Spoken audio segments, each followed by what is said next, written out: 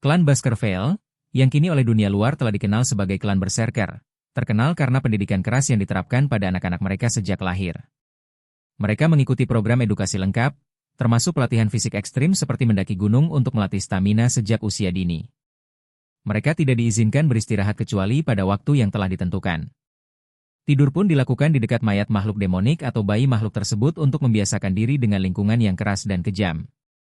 Setelah masa pelatihan itu berakhir dan mereka mencapai usia 18 tahun, para pemburu muda akan menghadapi ujian dengan tingkat kesulitan yang mengerikan.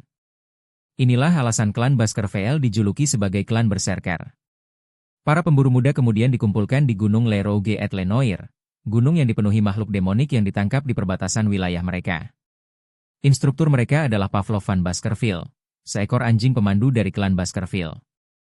Ia berkata, "Wahai para tuan muda, tujuan dari ujian praktik ini sangat sederhana, bertahan hidup selama 1 bulan dan memburu makhluk demonik yang kuat. Kalian hanya perlu mengingat 2 hal itu." Ia kemudian menjelaskan sistem penilaian. 10 poin untuk menyelamatkan nyawa seseorang. 30 poin jika menyelamatkan seseorang tanpa terluka parah. 50 poin jika bertahan hidup dengan mengalahkan peserta lain. 70 poin untuk memburu makhluk demonik dan selamat. 90 poin jika memenuhi semua syarat di atas.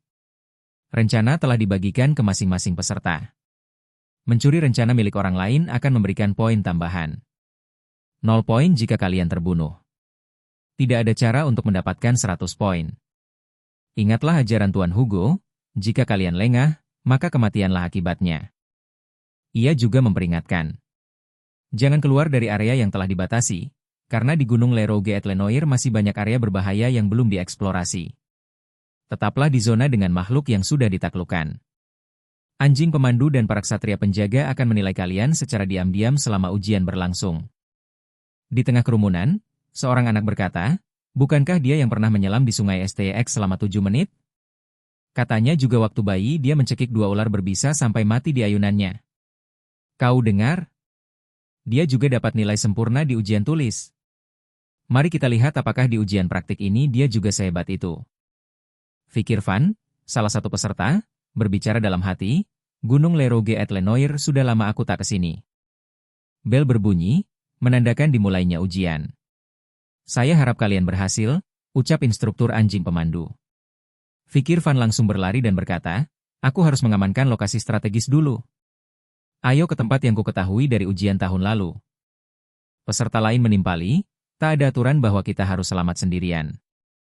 Yang lain berkata, "Kita ikuti saja dia, lalu curi poinnya." 3 bersaudara ikut bicara, "Amankan area itu." Salah satunya menjawab, "Jangan perintah aku." Yang lain berkata, "Aku akan lakukan sendiri, kalian fokus saja pada diri kalian masing-masing." Instruktur anjing pemandu, yang memperhatikan dari jauh, berbicara dalam hati, "Sudah mulai, ya?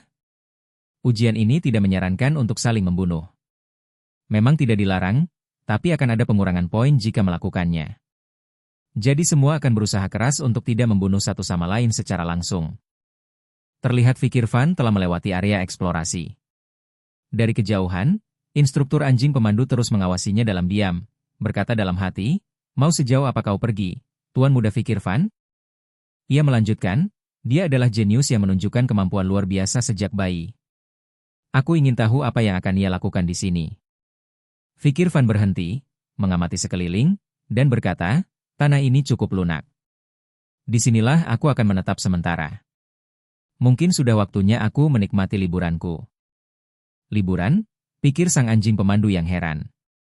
Sementara itu, peserta lain bertarung satu sama lain. 3 bersaudara sedang menghadapi seekor beruang raksasa. Sementara itu, Fikir Van tertidur pulas di dekat api unggun yang ia buat. Anjing pemandu terus mengawasi dan berpikir, yang ia lakukan hanya tidur dan menggali lubang selama beberapa hari terakhir. Ia hanya berburu makanan, mengumpulkan kayu bakar. Apa dia berniat bersembunyi di sini dan menghabiskan waktunya begitu saja? Apa semua rumor tentang kejeniusannya hanya omong kosong? Namun, Fikir Van tahu bahwa dirinya sedang diawasi.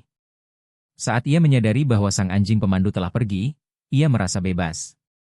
Sambil memanggang sate dan merenung, ia berkata, "Gangguannya sudah pergi. Persiapanku sudah selesai. Haruskah aku mulai perburuanku?" Beberapa hari kemudian, Fikir Van mulai berburu. Ia tidak peduli apakah wilayah itu sudah atau belum dieksplorasi. Ia tahu bahwa tempat itu belum dijelajahi, namun ia juga mengingat bahwa wilayah ini dulunya adalah halamannya sendiri saat ia menjadi pengintai. Di sana, ia mencium bau hangus yang tajam menusuk hidung. Bau ini, habitat makhluk itu pasti ada di sekitar sini, pikir-fikir Van dengan keyakinannya. Ia melihat kotoran yang terbakar dan segera mengetahui bahwa hanya satu jenis makhluk demonik yang bisa menghasilkannya. Akhirnya, ia bertemu makhluk itu. Ia berkata dalam hati, dulu aku muak dengan makhluk ini selama masa pengintaianku, tapi sekarang, dia terlihat cukup ramah.